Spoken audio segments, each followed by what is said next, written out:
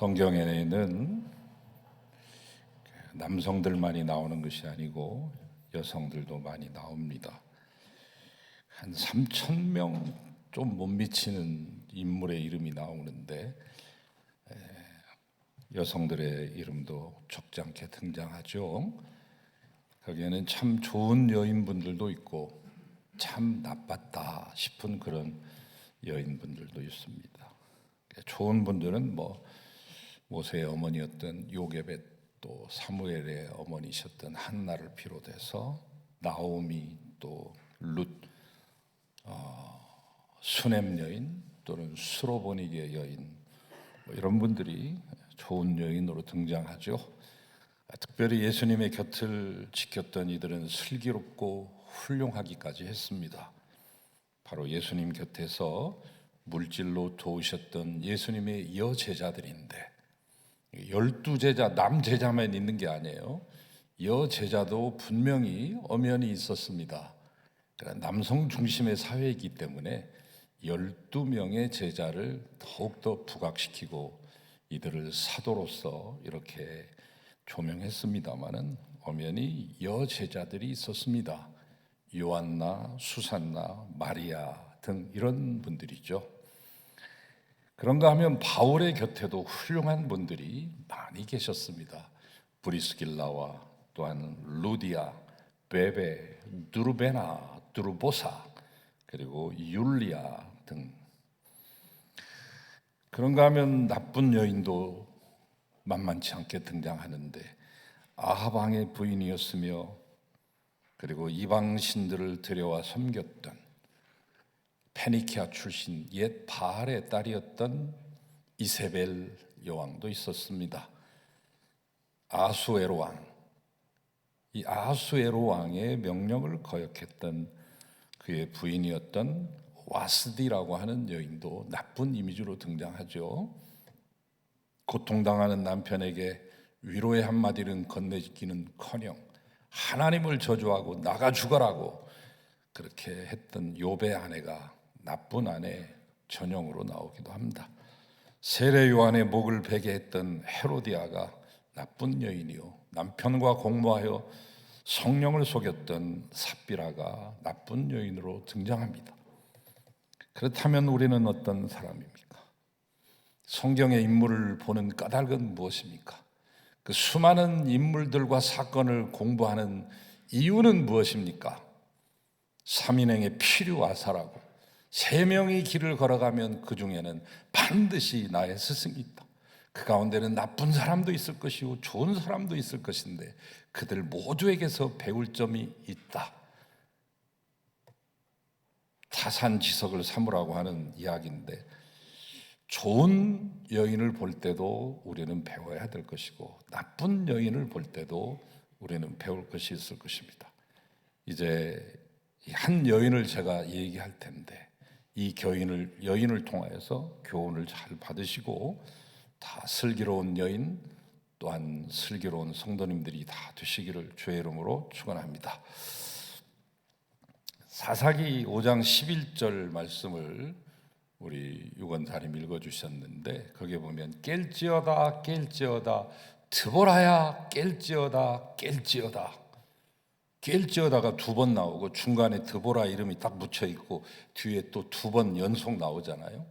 마치 샌드위치 속에 들어가 있는 그 어떤 양념처럼 드보라가 쑥 들어가 있네. 깰지어다가 4번 연거푸 나오는 것은 보통 표현이 아니죠. 2번만 해도 이 반복법은 강조법일 텐데 특강조법이 되겠습니다. 드보라가 깨어날 것을 노래하고 있습니다. 이 드보라라고 하는 여성이 일어나면 나라가 일어납니다. 이 드보라가 떨쳐 일어나야 나라가 희망이 있었습니다. 이 한 여성 드보라가 깨어나야 나라가 다시 섭니다. 여성이 깨어야 나라 꼴이 잘 된다는 이야기도 되겠죠.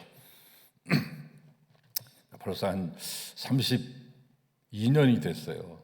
세월이, 제가 이 설교를 준비하면서 예전에 베스트셀러들, 스테디셀러들을 쭉 생각해 보면 야, 세월이 이렇게 빨리 흘렀구나 하는 것을 그때 실감하게 됩니다.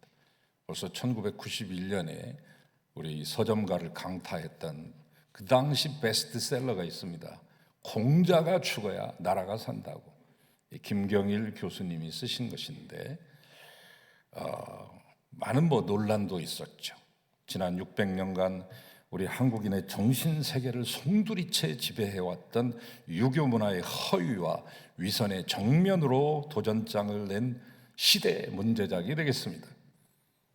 그 뒤로 수많은 패러디들이 이어졌어요. 공자가 죽어야 나라가 산다고 하니까 명절이 죽어야 여성이 산다라고 하는 이런 패러디에서부터 또 더 좋은 의미의, 교회 안에 들어온 좋은 의미의 캐치프레이즈, 이런 것들은 뭐냐면 아버지가 살아야 교회가 산다, 남성이 살아야 교회가 산다, 그런 말들을 했죠. 사실은 어머니가 살아야 교회가 삽니다. 여성이 살아야 교회가 삽니다. 여성이 깨어나면 가정이 깨어나고 교회가 깨어나고 사회가 깨어날 수 있습니다. 여성이 살아나면 환경도 살아날 수 있습니다. 여성이 살아나면 건강도 살아날 수 있습니다. 왜? 여성은 살림꾼이잖아요. 살려내는 거, 살림. 드보라는 사사기 4장에서 5장까지 등장하는 여성입니다. 자, 여호수아가 죽었습니다. 그 기라성 같은 모세도 죽고 여호수아도 드디어 눈을 감습니다. 암담합니다. 그 강력한 리더십을 가진 두 분의 지도자를 잃은 이스라엘 백성들은 우왕좌왕할 수밖에 없었습니다. 이 여호수아의 죽음에서부터 사울 왕이라고 하는 초대 왕이 등극하기까지, 이 왕정 시대가 도래하기 전까지는 약 370년에서 420년 정도의 기간을 갖습니다. 혼란기였습니다. 암흑기라고도 할 수 있습니다. 그 당시를 가장 잘 표현해 주는 아주 촉박한 표현이 있으니 사람들이 자기 소견에 옳은 대로 행하더라. 이 말은 뭐예요? 지 멋대로 살았다는 것이죠. 이 와중에 하나님께서는 이스라엘 백성들을 불쌍히 여기셨던지 14명의 카리스마적인 리더자를 보내주십니다. 정확히 말하면 16명이에요. 15대가 엘리 제사장이고 16대가 사무엘이었습니다. 정확히 역사를 구분하면 사무엘이 마지막 사사이고 동시에 최초의 예언자인 것이죠. 아무튼 이 사사시대에 이스라엘 백성들은 이런 삶을 살았습니다. 범죄하고 고난당하면 도와달라고 회개하면 하나님이 구원해 주시고, 조금 평화를 누리다 범죄하고 또 고통당하고 회개하면 구원해 주고, 범죄, 고통, 회개, 구원, 이 역사의 사이클을 무려 400년 넘게 해갔습니다. 참 지리한, 지난한 시절이죠. 이 혼란기에 유일한 여성 사사가 등장했으니 그의 이름이 드보라, 네 번째 사사가 되겠습니다. 때는 바야흐로 가나안 왕 야빈이 20년 동안 이스라엘을 지배하던 때였습니다. 그런데 그의 군대 장관, 오른팔격이었던 군대 장관 시스라 장관이라는 사람이 장군 역할을 했는데 그는 포악하기 이를 데 없는 장군이었습니다.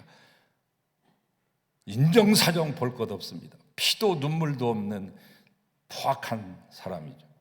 하나님은 이 이스라엘 백성의 그 신음소리를 들으시고 드보라에게, 그리고 또한 이스라엘에도 군대 장관이 있었으니 그 바락이라고 하는 사람인데, 드보라가 이 바락과 함께 전쟁에 나가라고 하나님이 말씀하시는 장면입니다. 바락은 드보라에게 말했습니다. 드보라님, 당신이 가시면 제가 가겠습니다요. 이렇게.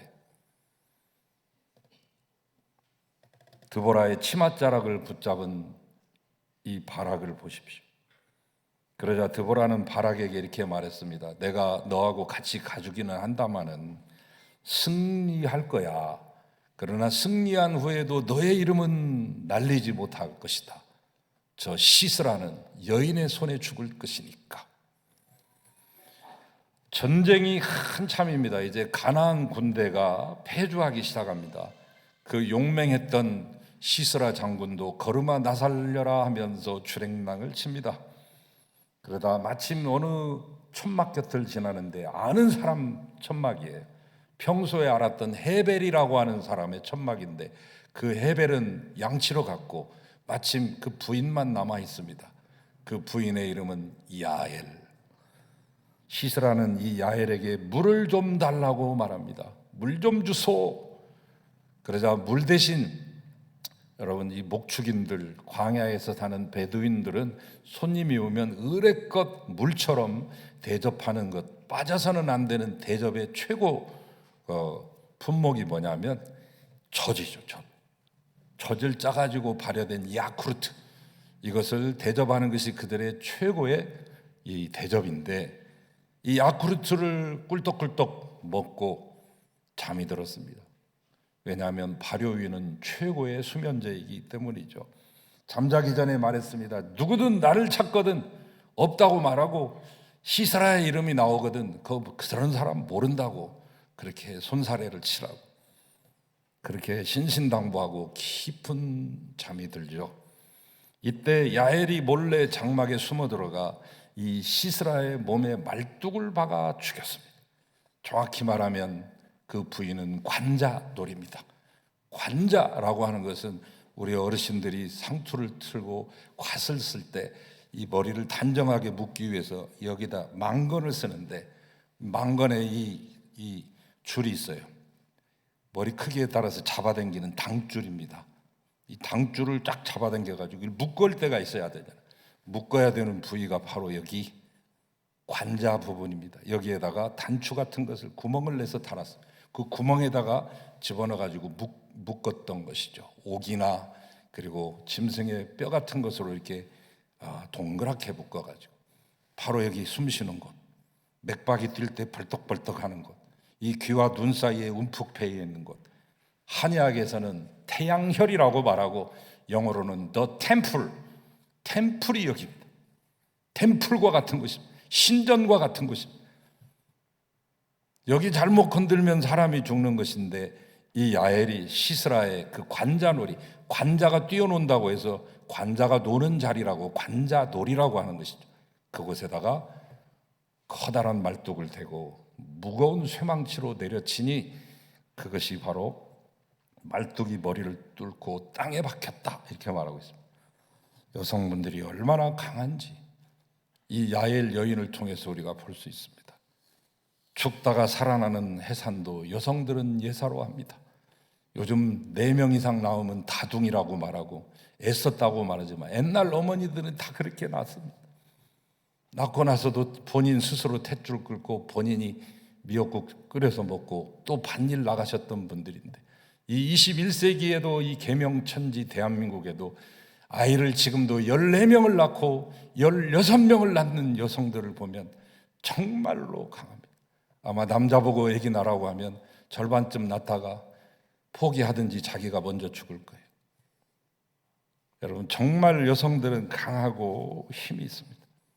이런 여성의 힘이 신앙으로 뭉쳐지고 승화되면 그 담대함, 그것이 극치를 이루게 되죠. 가나안 수로보니게 여인은 귀신 들린 딸을 고쳐달라고 예수님께 와서 사정합니다. 예수님은 그 여인의 믿음을 칭찬하며 그 딸을 그 자리에서 고치십니다. 신앙적인 담대함은 국경을 뛰어넘고 이방인과 또한 유대인을 가리지 않습니다. 관용을 불러오는 거죠. 혈루의 12의 앓던 여인이 예수님 옷가에 손댑니다. 손만 대어도 낫겠다는 그 확신이 있었죠. 이 여인의 믿음을 칭찬하며 고칩니다.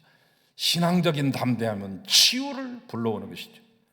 예수님께와 발에 향을 부었던 한 여인, 성경은 이 여인을 특별히 이름도 말하지 않고 직업도 말하지 않고 한 죄 많은 여인이라고 기록합니다. 이 말은 곧 창녀라는 뜻입니다. 창녀는 밤의 얼굴, 낮에는 나타나지 않습니다.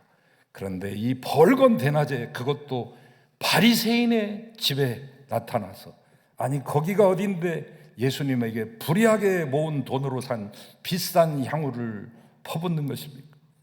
그러나 그 신앙적인 담대함은 구원함을 얻습니다. 예수님의 곁을 지켰던 수많은 여인들, 남자들은 이미 다 도망쳤습니다. 어떤 제자들은 다 옷을 발가벗긴 채로, 벗은 채로 스트리킹을 하면서 도망친 제자도 있습니다. 아마 그게 마가복음을 쓴 본인 자신 마가였을 것입니다. 그런데 이 여인들은 겁도 없이 와서 예수님의 십자가 아래를 묵묵히 지킵니다. 그 깜깜한 새벽에 무덤을 찾아갑니다. 3명이서 짝지어서 가기도 하고 어떤 여인은 혼자 가기도 했습니다. 성경에 보면 당시 무덤에는 귀신 들린 사람들이 모여 살았습니다. 거라사의 광인도 바로 이 무덤가에 살지 않았습니까? 도둑이 들면 부인들 뒤에 숨는 남편들도 많습니다. 그러나 이 여인들을 보십시오. 신앙적인 사랑은 담대함을 줍니다. 사랑하면 담대합니다.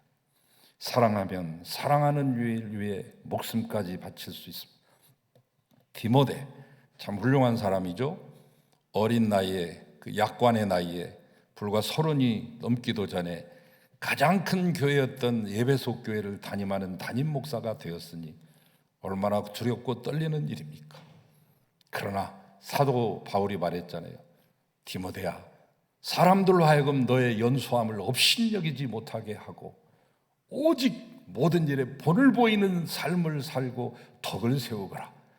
내가 어려서부터 네가 너의 어머니 유니게와 외조모 로이스에게 가르침을 받았다 들었는데 내가 보니 너는 거짓없는 믿음을 가진 참 신앙인이로구나. 내 아들과 같은 나의 동역자 디모데야. 여러분, 최고의 극찬을 했는데 이 디모데 거짓없는 믿음은 누구로부터 온 것입니까? 바로 어머니와 외할머니 아닙니까? 요즘 현대 학자들이 외할머니에 대해서 주목하기 시작했어요. 외할머니가 손주들에게 미치는 영향이 뭘까 연구하던 중에 외할머니를 둔 아이들의 영아 사망률이 그렇지 않는, 외할머니가 없는 아이들의 영아 사망률의 절반 수준입니다.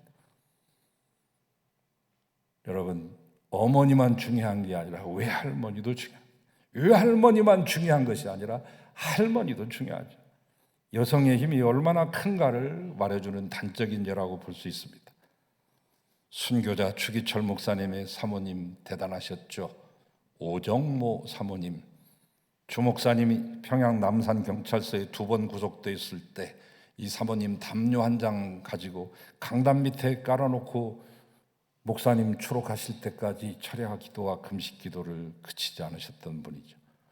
그 뒤를 이었던 손양원 목사님, 감방에서 자기의 절친이요 지극히 사랑했던 형 주기철 형이 먼저 옥사했다는 이야기를 듣고 가슴을 치고 통탄하는데 그의 사모님 정양순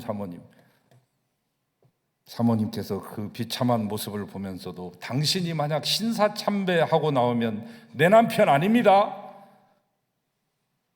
목사님이 순교하신 다음에 목사님의 시체를 두고 자녀들을 데리고 그 시체 앞에서 찍은 사진을 보고 저는 깜짝 놀랐습니다. 여인이 이렇게 담대할 수가 있나? 손양원 목사님의 시체가 평소에 본인이 사용했던지 아니면 그 예양원에서 이 한센병 환자들을 눕혔을 때 사용했는지 모르지만 철제 침대고 밑에가 스프링으로 쭉 돼 있는 거 있잖아요. 예전에 철제 침대에 스프링 연결해서 했던 그 침대에다가 볼을 깔고 남편을 거기 눕히고 염을 한 상태 그대로 얼굴을 노출한 상태에서 자기는 안고 깐난뱅이 아기를 손에 들고 5살 된 여자의 딸은 앞에 세우고 뒤에 2 아들들 세워서 그 자리에서 기념 촬영을 했더라고요. 담대한 신앙이요, 담대한 여인들입니다. 담대한 신앙에는 반드시 담대한 여인들이 있었어요. 여자가 혼자 살면 구슬이 서말이고 남자가 혼자 살면 이가 서말이라는 말이 있습니다. 여성의 본성적인 강인함과 담대함을 신앙으로 승화시켜 주님 섬기는 일에, 나라와 민족 살리는 일에, 여러분의 가정 일으키는 일에 여러분들이 쓰임받게 되기를 주의 이름으로 축원합니다. 마가복음 15장 41절에 보면 예수님이 일하실 때 함께 도와주셨던 여성분들의 면면이 나오는데, 이분들을 소개할 때 뭐라고 나오냐면, 예수께서 갈릴리에 계실 때 따르며 섬기는 자들이 있었으니, 이들은 갈릴리에서뿐만 아니라 3년 반 동안 지속되었던 전국 방방곡곡, 마지막 예루살렘, 그리고 마지막 길 비아 돌로로사와 마지막 십자가 그 밑에 함께 서 있었던 자들이, 그들이야말로 여제자 막달라 마리아, 작은 야고보와 요셉의 어머니 마리아, 살로메, 십자가의 그 밑에까지 따라가 예수님의 죽음을 보았던 자들. 이들은 예수님이 평안히 계실 때나 군중들한테 인기가 많고 인정받고 박수와 갈채와 각광을 받았을 때뿐만 아니라, 예수님이 십자가에 달렸을 때, 궁지에 몰렸을 때, 자신의 신변의 위협을 느꼈을 때도 변치 않고 예수님을 떠나지 않고 사랑했던 이들이죠. 성경의 여인들 가운데 베다니에 살고 있었던 마르다와 마리아는 유독 예수님에 대한 사랑이 각별했습니다. 두 여인이 다 예수님을 극진히 사랑했습니다. 이 마르다 때문에 마리아의 일이 돋보입니다. 이 마리아 때문에 마르다의 일이 가치가 있었습니다. 이들은 예수님에 대한 사랑 때문에 말씀을 열심히 들었고, 예수님에 대한 사랑 때문에 부엌 일도 마다하지 않고 열심히 했습니다. 이분들의 사랑이 마침내 죽었던 오라버니 나사로를 다시 살리게 한 것입니다. 마르다와 마리아의 극진한 사랑이 예수님을 감동케 했으며, 마침내 죽었던 자기의 오라버니를 살려냅니다. 여성이 사랑으로 깨면 다른 사람을 살립니다. 남편을 살리고 자녀를 살리고 교회를 살리고 나라를 살려냅니다. 저는 이 설교를 준비하면서 여성들에 대해서 한번 이렇게 정리를 한번 해봐야 되겠다. 여성이란 존재는 뭐냐? 그래서 나름대로 이것저것 생각하고 나는 대로 써보니까 이런 글이 나오더라고요. 여성들은 아주 부드럽고 낮은 곳에 임하고 신비스러운 힘을 가지고 강하고 억센 것들을 이겨내는 물과 같아 고인물의 물고기가 놀게 하고 대지를 소리 없이 물들이며 사냐의 꽃을 피워 열매를 맺게 하고 가정이란 배를 항구에 정박시킨다. 잠언서에도 잠언서가 끝나가는 마지막 장 31장 30절 말씀에 보면, 고운 것도 거짓되고 아름다운 것도 헛되나 오직 여호와를 경외하는 여인은 칭찬을 받으리라. 사랑 많고 하나님 경외하고 착한 아내를 칭찬을 받습니다. 여러분, 가정에서 남편을 위하여 자녀를 위하여는 수고하는 수고와 사랑이 다 하나님을 경외하는 마음에서 나오면 힘들지 않습니다. 그리고 칭찬받습니다.